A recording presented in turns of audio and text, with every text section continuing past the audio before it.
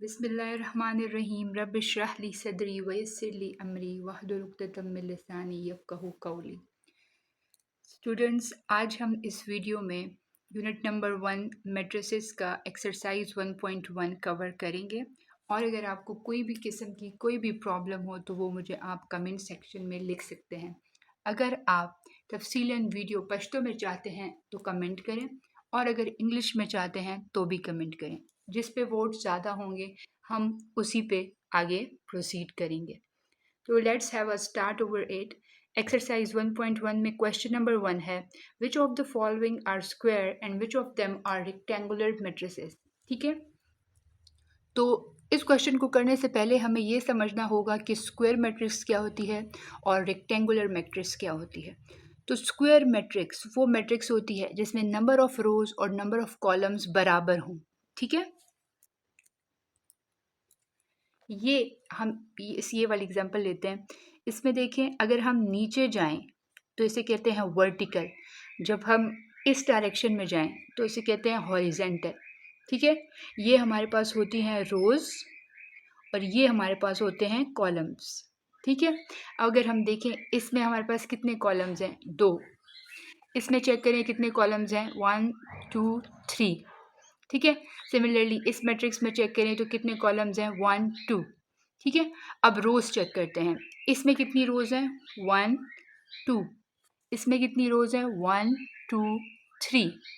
इस मैट्रिक्स में चेक करें, इसमें 1 रो है। ठीक है, तो इस तरह से हम अपने स्क्वायर और रेक्टेंगुलर मैट्रिक्स को चेक करेंगे। अगर रोज और कॉलम्स इक्वल हों तो वो स्क्वायर मैट्रिक्स होती है। ठीक है, और अगर रोज और कॉलम्स इक्वल ना हो, मतलब रोज ज़्यादा हो या कॉलम ज़्यादा हो और दूसरा कम हो, तो वो होगी रेक्टेंगुलर मैट्रिक्स। ठीक है, तो आप क्वेश्चन नंबर 1 के सारे पार्ट्स पे गौर करते हैं और देखते हैं कि हमारे पास कौन सी स्क्वायर बनती है और कौन सी रेक्टेंगुलर मैट्रिक्स बन रही है। ओके, पार्ट नंबर 1 चेक करें, इसमें हमारे पास कितनी रोज हैं, 1 2। ठीक है, और कॉलम्स कितने हैं, 1 2। तो नंबर ऑफ रोज और नंबर ऑफ कॉलम्स जब इक्वल हो जाते हैं तो वो स्क्वायर मैट्रिक्स होती है। तो इसके साथ मैं छोटा सा यहाँ पे लिख रही हूँ स्क्वायर। ठीक है, ये क्वेश्चन आपका एमसीक्यूज के हवाले से बहुत इंपॉर्टेंट है, एमसीक्यूज में ऐसे क्वेश्चंस आते होते हैं। ठीक है, अब यहाँ पर पार्ट नंबर बी चेक करें, 1 2 कितनी रोज है, 2, और कॉलम्स 1 2 3 कॉलम्स हैं, तो ये इक्वल नहीं है, मतलब रोज 2 और कॉलम्स 3, तो ये इक्वल नहीं है। तो ये कौन सी मैट्रिक्स बन रही है, रेक्टेंगुलर मैट्रिक्स। यहाँ पे मैं लिख रही हूँ रेक्टेंगुलर। ठीक है, अब पार्ट नंबर सी चेक करें, पार्ट नंबर 3 सी मैट्रिक्स है। आपके पास नंबर ऑफ रोज 1 2 3 और नंबर ऑफ कॉलम्स 1 2 3।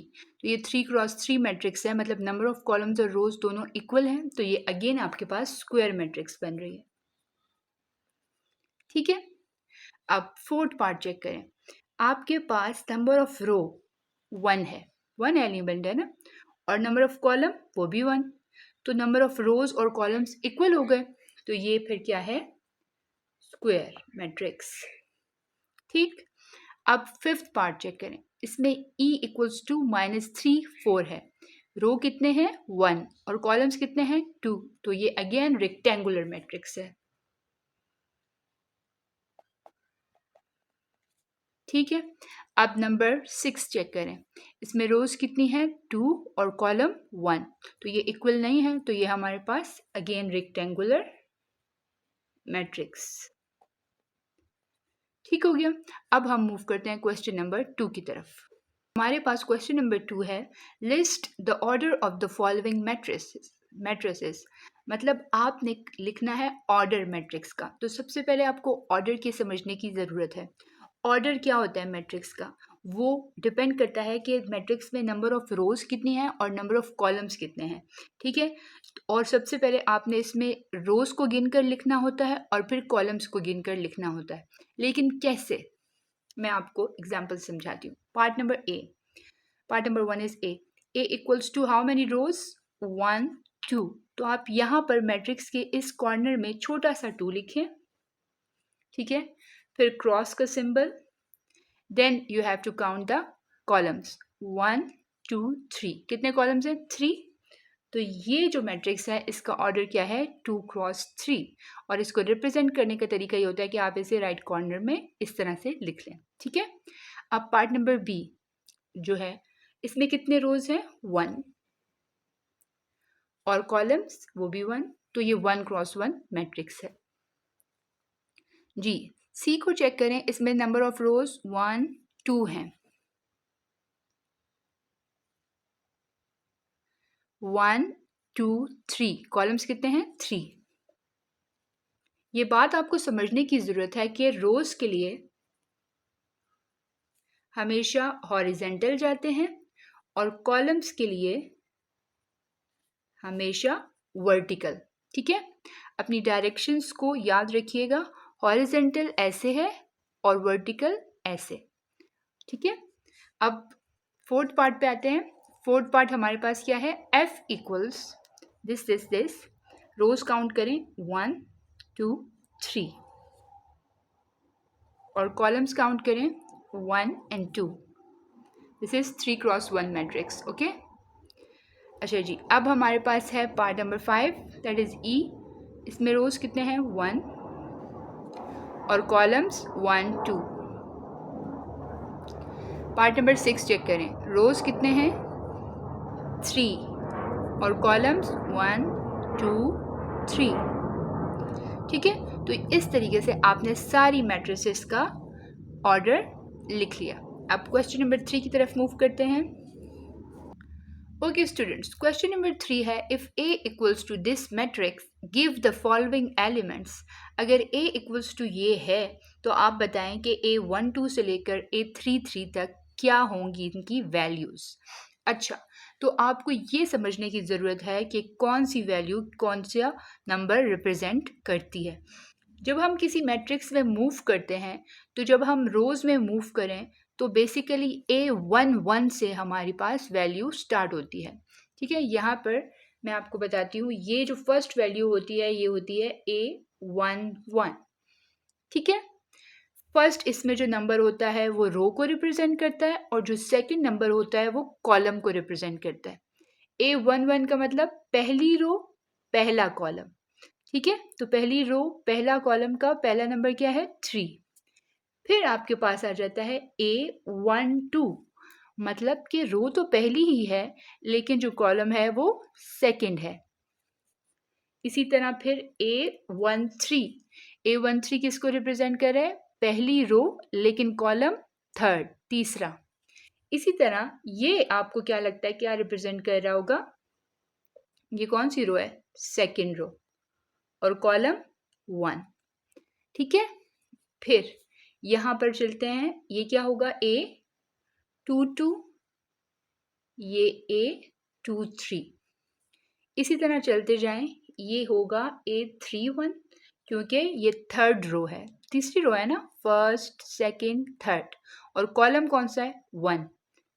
और ये क्या हो जाएगा? A41। ठीक है।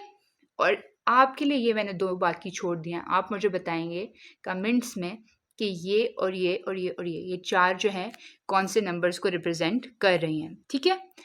पार्ट नंबर 1 पे आते हैं। A12 की क्या वैल्यू होगी? यहाँ पर है, ये है 2। ठीक है। आप लिख लें A12 इक्वल्स टू 2। सही हो गया। अच्छा जी, अब पार्ट नंबर 2 में है A23। A23 क्या है? 0 equals 0। Part number 3 A32।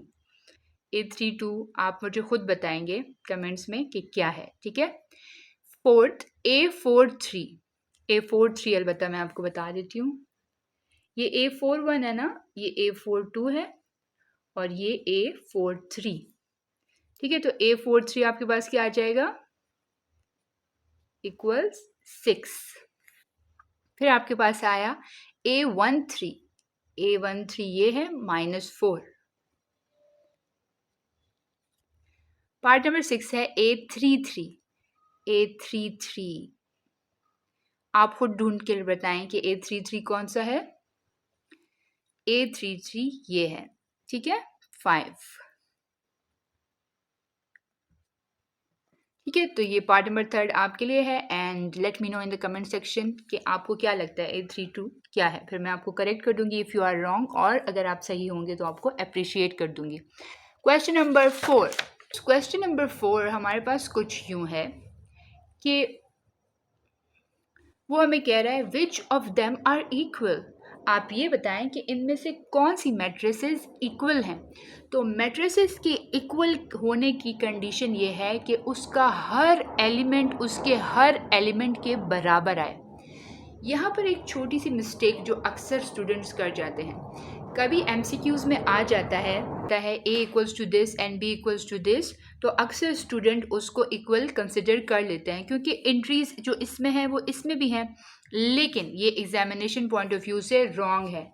Examination point of से रॉन्ग इसलिए है क्योंकि यहाँ पे जो एंट्री है वो ही यहाँ पर होनी चाहिए। अगर यहाँ पे 2 है, मतलब फर्स्ट एंट्री 2 है, तो यहाँ पर भी फर्स्ट एंट्री ही 2 होनी चाहिए। ठीक है, इसी तरह एग्जैक्टली सेम हो अगर, तो ये दोनों मैट्रिसेस इक्वल होती हैं। तो अब वापस चलते हैं क्वेश्चन की तरफ और चेक करते हैं कि हमारे पास कौन सी मैट्रिसेस इक्वल हैं। ए और बी तो इक्वल नहीं है, सी और डी को ऐड करके चेक करते हैं। ठीक है, सी मैट्रिक्स 1 + 1 2, 3 + 2 5, 2 + 1 3, ये हमारे पास सी मैट्रिक्स। अब डी मैट्रिक्स को भी चेक कर लेते हैं।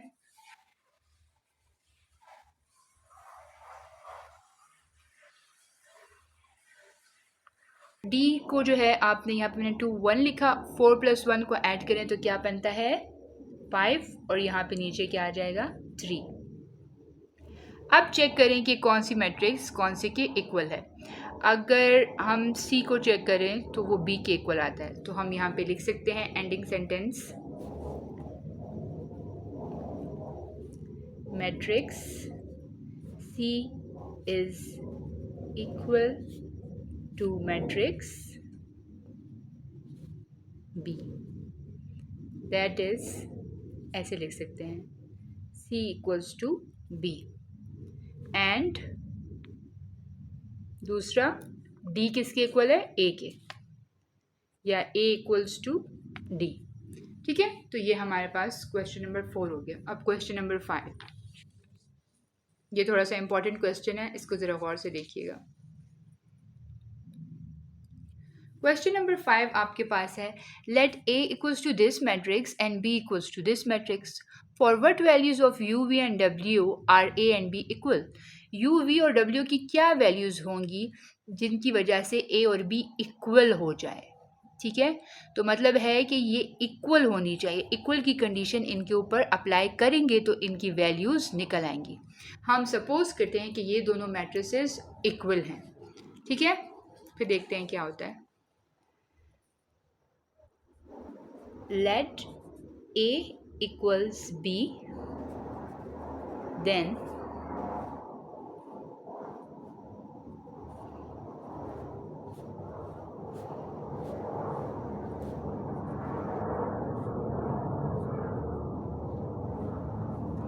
ठीक है, ये अब हमारे पास जब इक्वल की कंडीशन हमने इस पे लगा दी, इक्वल की क्या कंडीशन होती है कि आप दोनों को इक्वालिटी के आर पार रख लें।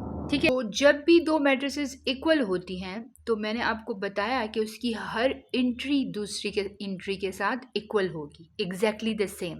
अगर ये फर्स्ट एंट्री है तो फर्स्ट एंट्री के ही इक्वल आएगी। ये कंडीशन होल्ड करती है ना इक्वल मैट्रिसेस में, तो इसी कंडीशन को यूज करके हम वैल्यूज निकाल लेंगे। तो 2 इक्वल्स टू v, 2 को v के बराबर रख लें, -3 के बराबर आएगा, इसकी हमें कोई ज़रूरत नहीं है। u equals to 5 and 0 equals w।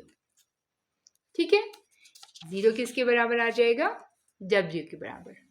तो और you can also write it as, और हम इसे ऐसे भी लिख सकते हैं v equals 2, u equals 5 and w equals to 0। ठीक है, तो ये हमारे पास इसकी वैल्यूज़ आ गई। अब क्वेश्चन नंबर 6 की जानिब पढ़ते हैं। जी, तो स्टूडेंट्स क्वेश्चन नंबर 6 आपके पास क्या है? क्वेश्चन नंबर 6 आपके पास है कि अगर आपके पास ये दो मैट्रिसेस इक्वल हों, अगेन इक्वल का हमारे पास कंडीशन आ रही है, then find the values of these all A B C X Y and Z, इन सब की आपने वैल्यूज़ फाइंड आउट करनी है। ठीक है, तो ये बहुत आसान है, वैसे देखने में हॉरिबल लग रहा है लेकिन ये बहुत ईजी क्वेश्चन है। तो चलें स्टार्ट करते हैं। पहले हम मैट्रिक्स को दोबारा लिख लेते हैं।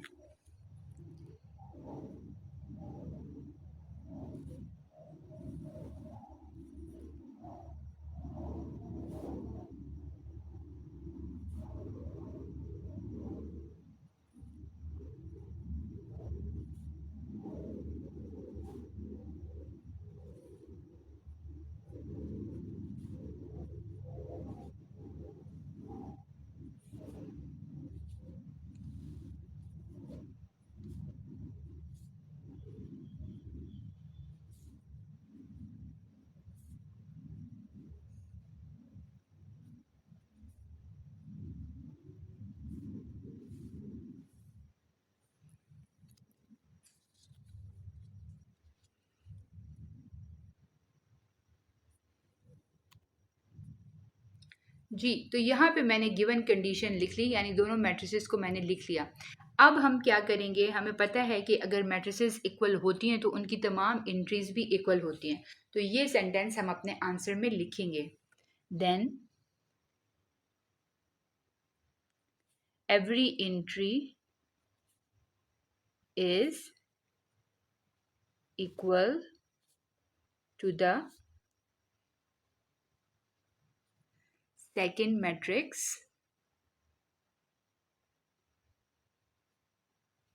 एंट्री। ठीक है, अब हम लिखते हैं, तो अब हम कंपेयर करते हैं वैल्यूज को।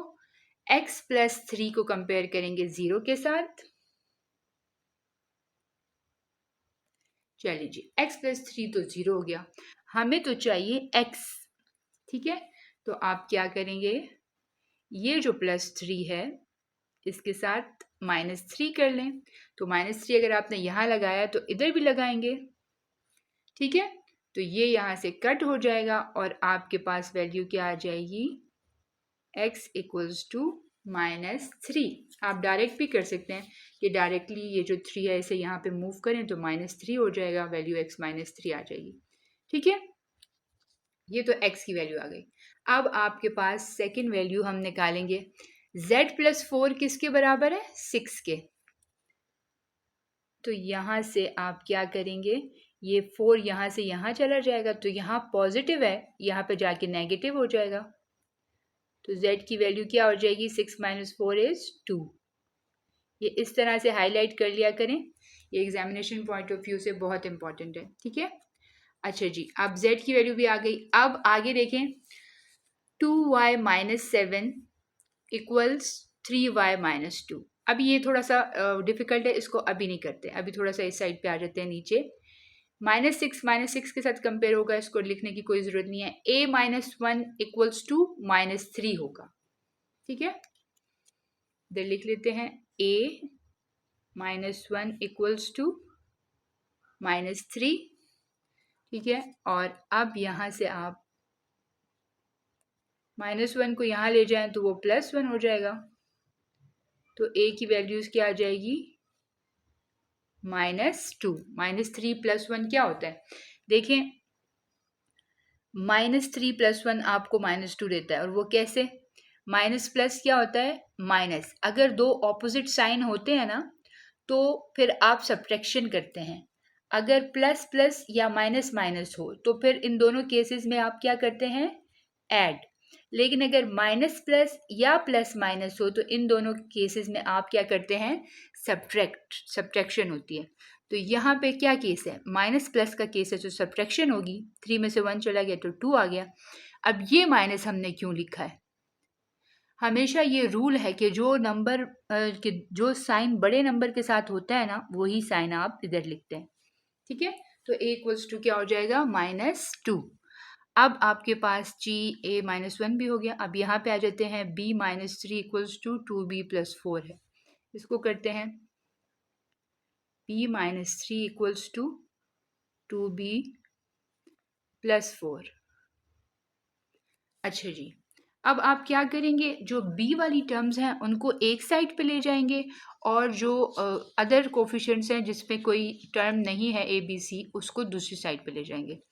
तो यहाँ पे 2b है, 2b बड़ा होता है इसलिए मैं इस 1b को, ये 1b होता है ना, यहाँ पे इसके साथ कुछ भी नंबर नहीं है तो मतलब ये 1b है, इसको इधर ले जाते हैं। तो यहाँ पे क्या हो जाएगा 2b -b, ये प्लस b था ना, तो ये यहाँ जाएगा तो -b हो जाएगा। यहाँ पे क्या रह गया -3, ये जो 4 है ये +4 है, ये इधर जाएगा तो -4। ठीक है, तो -4 -3 क्या हो जाएगा, मैंने अभी आपको बताया अगर साइन दोनों का सेम सेम हो तो एडिशन होती है। तो 4 और 3 को प्लस करें तो क्या आता है 7, और साइन कौन से नंबर का लगेगा, जो बड़ा नंबर है, तो इधर -7 आ जाएगा। अच्छा, अब यहाँ पे 2b है और यहाँ पे सिर्फ b है। अभी मैंने आपको बताया कि अगर इसके साथ कोई भी कोफिशिएंट नहीं है तो इसका मतलब है कि आपने अज्यूम करना है कि इसके साथ 1 है। ठीक है, तो 2b में से 1b चला गया तो क्या रह गया 1b रह गया। लेकिन हम यूँ 1b नहीं लिखते, हम हमेशा सिर्फ b लिखते हैं। तो b की वैल्यू क्या आ गई -7। ठीक है, आप -7 इक्वल्स टू b लिखें या फिर b इक्वल्स टू -7 लिखें, ये एक ही बात है। समझ आ गया आपको ये पार्ट। अब हम करते हैं y की वैल्यू। देखें हमारे पास a b और c भी अभी हमें फाइंड करना है और y भी फाइंड करना है। ठीक है, तो यहाँ पे हम देखते हैं मैट्रिक्स को। हमारे पास 2c + 2, इसको हम किससे कंपेयर करेंगे 0 के साथ।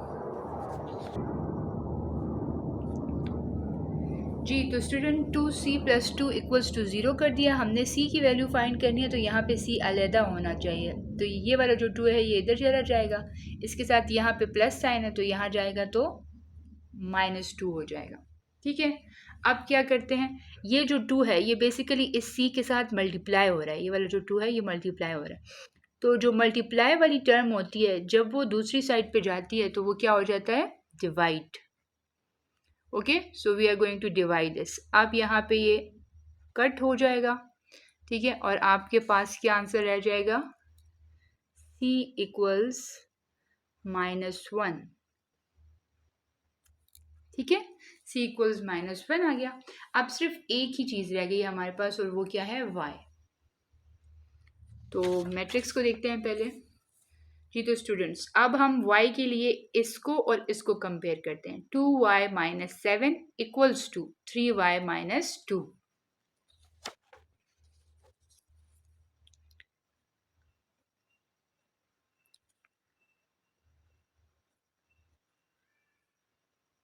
ठीक है, तो स्टूडेंट्स इस पार्ट के लिए आपने क्या करना है, आपने जी 2y को इधर ले जाना है। 3y बड़ा है इसलिए उसको मूव ना करें, जो छोटा नंबर होता है उसे मूव किया करें तो ज़्यादा आसानी होती है। 2y उधर चला जाएगा तो यहाँ पे देखें 3y - 2y हो जाएगा। ये -7 यहाँ पर ही रहेगा, ये जो 2 है ये यहाँ आ जाएगा। ठीक है, यहाँ पे हम सिर्फ y को कर रहे हैं ना सेपरेट, तो यहाँ पे क्या आ जाएगा +2। नाउ यू विल सी 2 - 7 आपको क्या देगा -5। कैसे, इसके साथ प्लस साइन है और इसके साथ माइनस साइन है, तो प्लस माइनस क्या होता है, अभी मैंने ऊपर बताया था सब्ट्रैक्शन होती है। तो सब्ट्रैक्शन का मतलब माइनस करें तो 7 में से 2 चले गए 5 रह गया। ठीक है, और ये माइनस का साइन क्यों आया है, क्योंकि जो बड़ा नंबर होता है उसके साथ जो साइन होता है वो हम लिखते हैं, तो यहाँ पे -5 आ जाएगा। ठीक है, अब ये कोफिशिएंट्स माइनस करें, 3 - 2 क्या होता है 1, तो यहाँ पे लिख लेंगे y। ठीक है, तो y की क्या वैल्यू आ गई -5। तो इस तरीके से आपने सारी वैल्यूज़ फाइंड कर ली। x equals to -3, y equals to -5 and z equals to 2।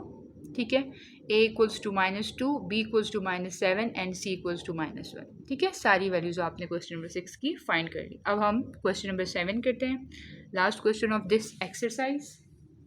Okay students, तो हमारे पास क्वेश्चन नंबर 7 है, solve the following equation for a b c and d।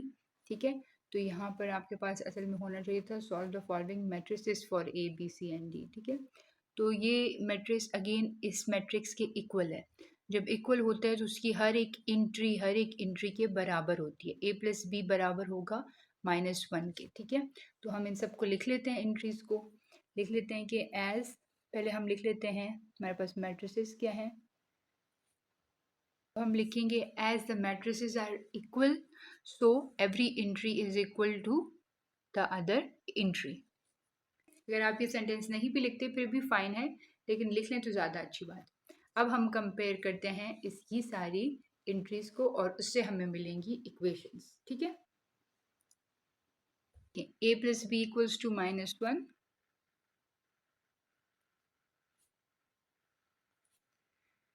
b plus 2c equals to 4, 2c plus d equals to 8,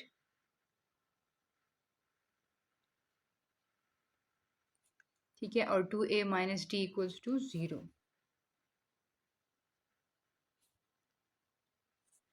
अच्छा, अब आपने concentrate करना है कि हमने वैल्यूज़ फाइंड आउट कैसे करनी है। आपने दो इक्वेशंस लेनी है और उनको कंपेयर करना है, उनको एक जैसा बनाना है और उसमें से एक वैल्यू कट कर देनी है। तो इसको अभी करते हैं तो आपको ज़्यादा सही समझ आएगी। अब देखिए ये a plus B equals to -1 है। अभी हमें दूसरी भी ऐसी इक्वेशन चाहिए जिसमें a आता हो। तो कौन सी इक्वेशन है इन तीनों में से? ये वाली इक्वेशन है जिसमें a आता है, ठीक है। लेकिन मसला ये है कि इसमें 2a लिखा हुआ है और यहाँ पे तो a लिखा हुआ है। तो अगर हम इसे प्लस करें भी या अगर हम इन्हें माइनस करें तो ये कट नहीं सकता, क्योंकि यहाँ पे 2a है और यहाँ पे a है। इन दोनों का सेम होना ज़रूरी है।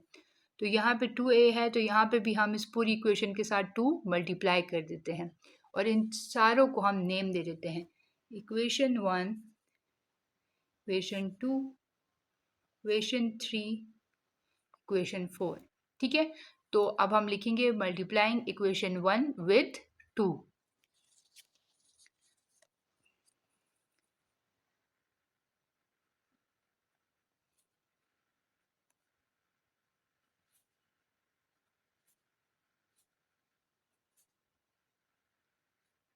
ठीक है, जब हमने 2 के साथ मल्टीप्लाई कर दिया इस इक्वेशन को तो हमारे पास क्या आएगा? हम दोनों तरफ मल्टीप्लाई करेंगे ना। कोई भी चीज़ मल्टीप्लाई करते हैं तो वो दोनों तरफ इक्वेशन के मल्टीप्लाई करते हैं। ये 2 इससे मल्टीप्लाई होगा तो 2a plus 2b equals plus minus minus 2 into 1 is 2, ठीक है। अब ये तो हमारे पास इक्वेशन 1 से आ गया। अब हम लिखेंगे इक्वेशन 4।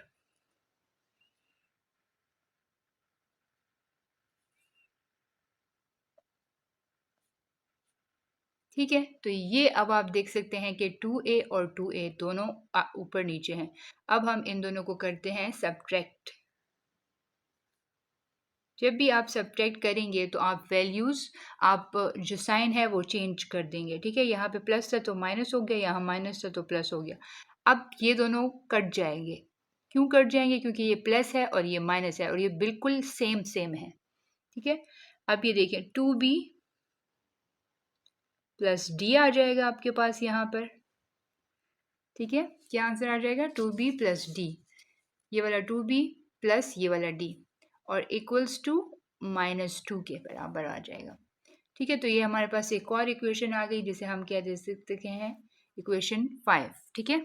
इसे हम कह सकते हैं इक्वेशन 5। अब ऊपर जाके हम देखते हैं कि हम इन दोनों इक्वेशंस को कैसे सॉल्व करें। तो अब हम इन दोनों इक्वेशन के लिए क्या करेंगे कि यहाँ पे b प्लस सी है और यहाँ पर c प्लस डी। तो अगर यहाँ पर भी हमारे पास क्या हो जाता है, हम इन दोनों को प्लस करते हैं और देखते हैं कि क्या होता है। यहाँ पे भी 2c है, यहाँ पे भी 2c है, तो ये आसानी से हमारे पास हो जाएगा। हम इसको करते हैं सब्ट्रैक्ट, ठीक है। सब्ट्रैक्टिंग यहाँ पे लिखेंगे इक्वेशन 2 एंड 3, ठीक है। 2 और 3 इक्वेशंस जो हैं उनको हमने सब्ट्रैक्ट करना है। तो हमारे पास क्या आ जाएगा? ये क्या है? b प्लस 2c इक्वल्स 4 और नीचे क्या आ जाएगा? इसको हम इस तरह लिख लेते हैं, d प्लस 2c लिख लेते हैं। ये 2c प्लस d लिख लें या d प्लस 2c लिख लें, एक ही बात है, ठीक है, अब हम साइन चेंज करते हैं, ये भी माइनस हो जाएगा, ये भी माइनस हो जाएगा, तो ये हो जाएगा बी माइनस डी, और ये प्लस माइनस ये कट जाएगा, यहाँ पे भी प्लस माइनस में चेंज हो जाएगा, और यहाँ पे क्या हो जाएगा 4 माइनस 8, तो 4 माइनस 8 आपको -4 देता है। कैसे? देखें जी, यहाँ पर आपके पास प्लस का साइन है और यहाँ माइनस का, तो ऑपोजिट साइन है। जब भी ऑपोजिट साइन होते हैं, एक प्लस होता है एक माइनस होता है, तो हम उसमें क्या करते हैं, माइनस करते हैं। तो 8 में से 4 चले गए तो कितने रह गए 4, और ये माइनस का साइन क्यों लगा, क्योंकि जो बड़े नंबर के साथ साइन होता है वो वाला साइन ही हम लगाते हैं। तो यहाँ पर आपके पास आंसर क्या आएगा, -4, बी माइनस डी क्या हो गया, -4।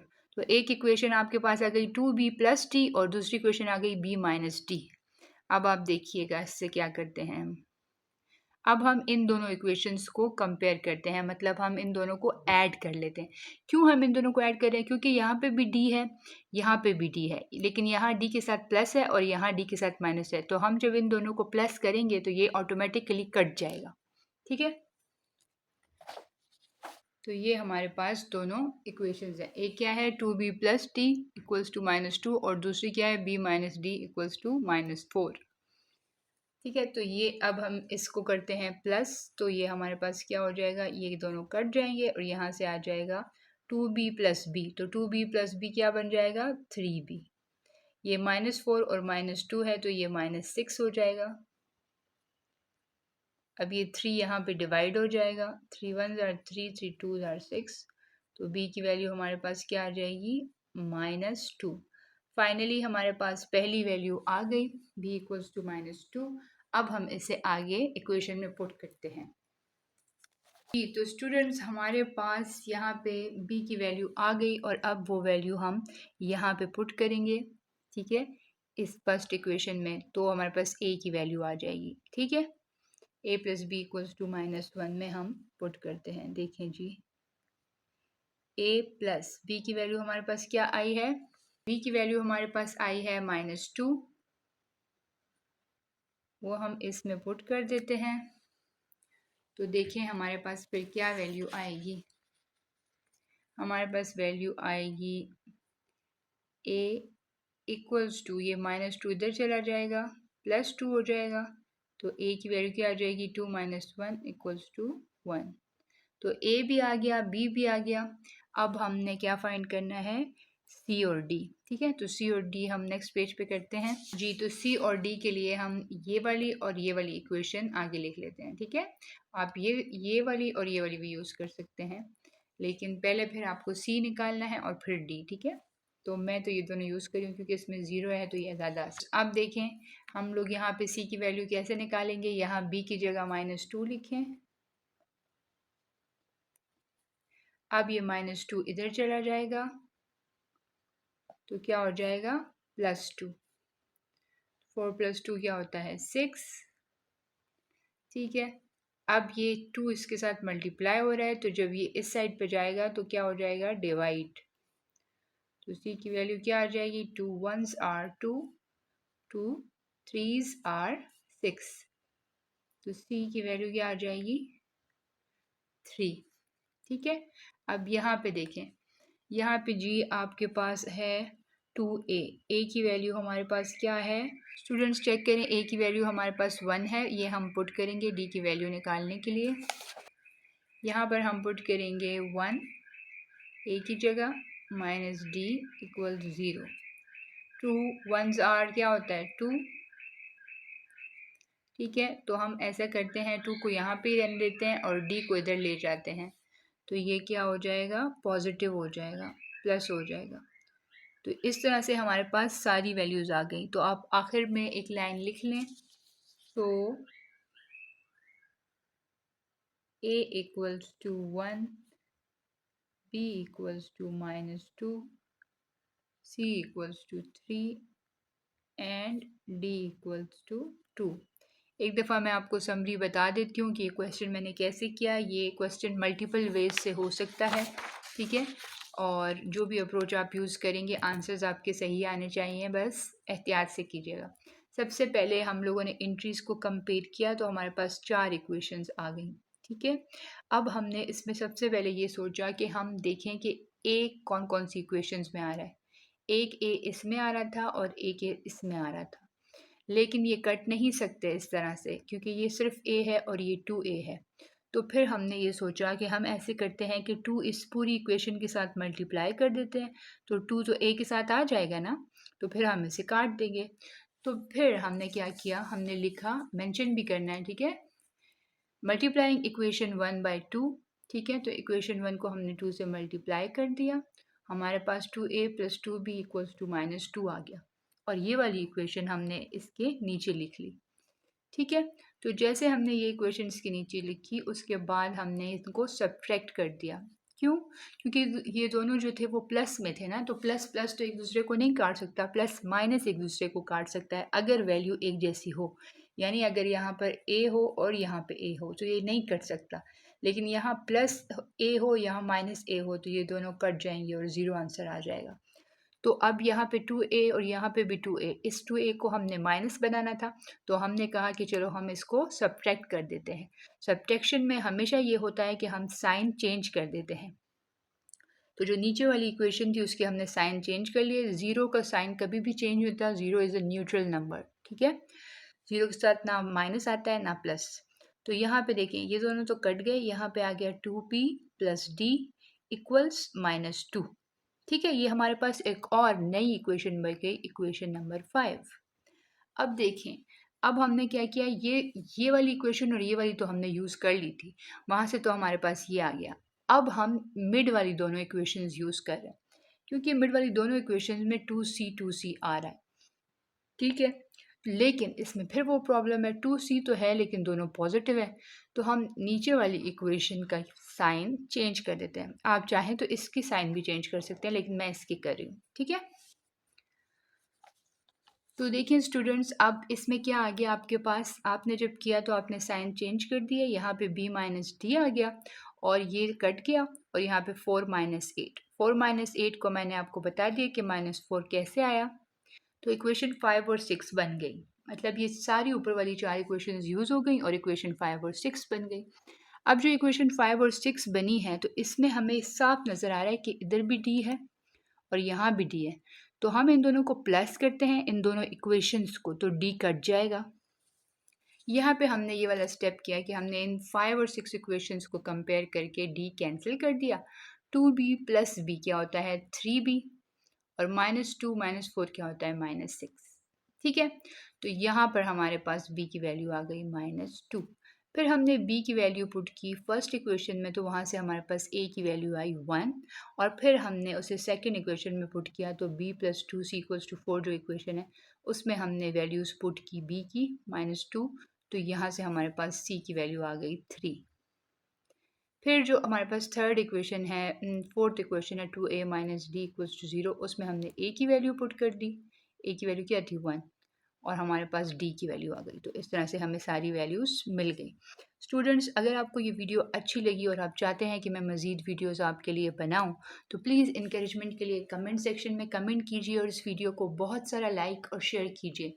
हमें दुआओं में याद रखिए। अल्लाह ताला आपको आसानियाँ अता फ़रमाए और आसानियाँ तक़सीम करने का शर्फ़ भी अता फ़रमाए। आमीन सुम्मा आमीन। अल्लाह हाफ़िज़।